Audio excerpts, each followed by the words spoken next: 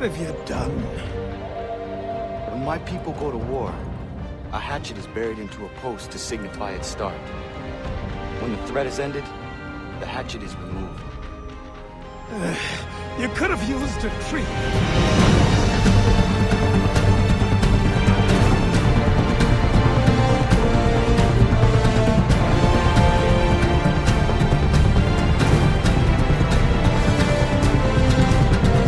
Assassin's Creed has become a steady annual release, and I'll admit, I was getting a little tired of Ezio. Luckily, he's retired his blades, and Ubisoft has finally attached the sought-after 3 to the box with their latest installment. With it comes a new assassin, new location, and tweaked game engine. But can the refresher make a big enough jump to hold interest? The key.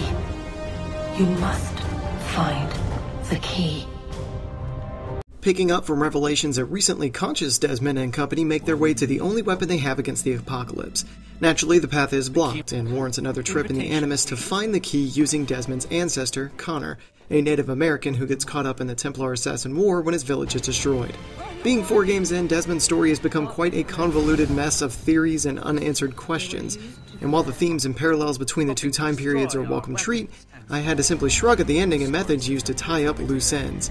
The culmination of all your hard work feels a bit thin, but Connor's story tends to make up for the confusion of the overarching dilemma. Desmond, you better figure things out because the sun is going to turn us all to ash. And I know I was really nice to you, but actually I'm just another Templar plot twist. And yes, I would like very much for you to be controlled by a magic space wizard. With every release of Assassin's Creed, there's one factor that never fails to impress.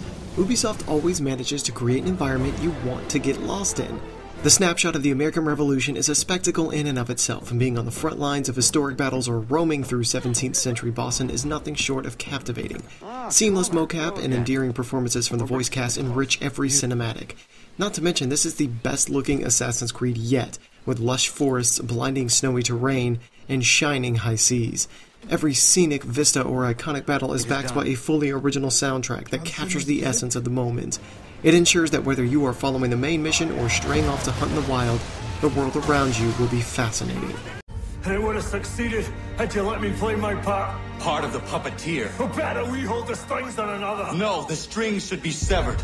All should be free. Similar to past installments, you begin with Desmond, but soon dive into the Animus to assume the role of your ancestor. It's a few hours before you become Connor, but after a slow start, the open world beckons your every whim. Main missions provide a few memorable moments, such as the battle at Lexington or ride with Paul Revere, but stick close to the established assassination methods and tailing mechanics the franchise is known for, despite your breaks from the Animus for a few common era sequences with Desmond. The missions can be fun, but feel all too familiar, and the stealth-only segments end up more frustrating than challenging.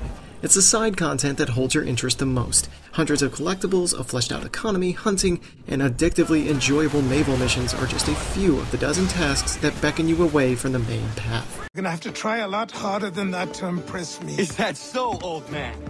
Or perhaps we should step outside. I will gladly demonstrate how easily I could trounce.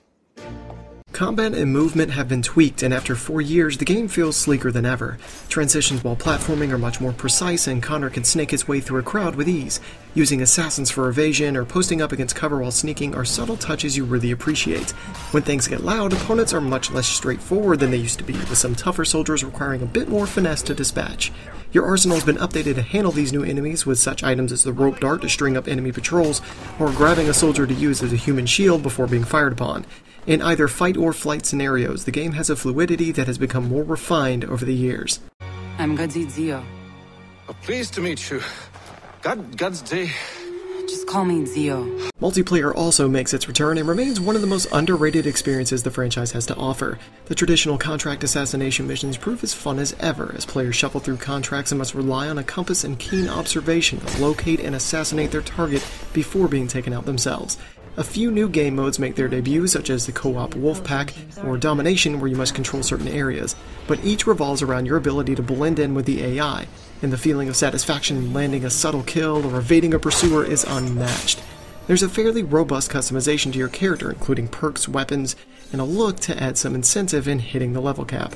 It has its occasional balancing issues, and sometimes the guy right next to you will suddenly get you as a target, but if you can let those things go, the multiplayer is worth the break from campaign. Time was. The assassins professed a far more sensible goal. That of peace. Freedom is peace. Oh no. It's an invitation to chaos.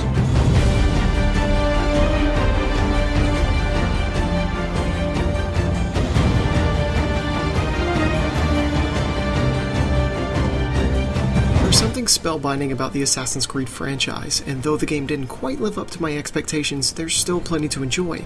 The collectibles and side content offer a hearty amount of exploration, and the intriguing setting of the American Revolution captivates you from start to finish. For everything it does wrong, it overshadows it with something it does right, and it was enough to keep me coming back for more. What, are we so insecure that we have to find 18th century letters to validate our beliefs? Oh, look, Mum, a dead man agreed with me. Maybe. If you transpose the letters in his shopping list, you can plainly see he was on my side. Jesus, Sean. It's a cynical way to look at it. Doesn't make it less true.